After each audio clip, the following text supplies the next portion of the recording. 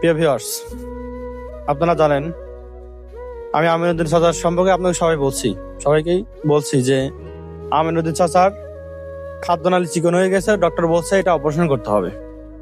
তো এটা ঢাকা শহর ছাড়া আমাদের রাজশাহী বা পাবনাতে হয় না। ঢাকাতে অপারেশন করতে মোটামুটি 3 লক্ষ টাকার হিসাব দিছিল ডাক্তার। তো আর কিছু টাকা না যায় আছে, কিছু টাকা শর্ট আছে, কিছু টাকা হয়ে গেলে ইনশাল্লাহ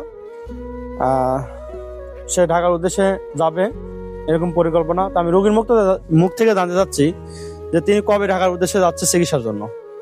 কবে যাবেন আপনি ঢাকায়?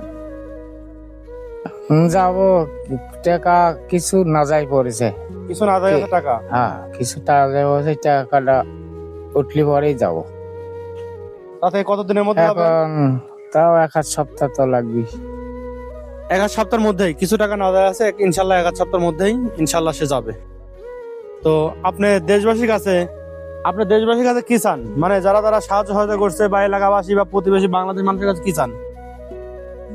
তাদের কাছে দোয়া চাই, আল্লাহ যেন আমাকে মাফ করে, আর যদি সামর্থ্য করলে কিছু যেন সাহায্য পাতি করে।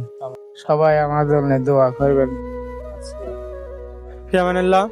সবাই তার জন্য দোয়া করবেন, ইনশাল্লাহ সে যেন চিকিৎসাটা ভালোভাবে করতে পারে। আল্লাহ হাফেজ।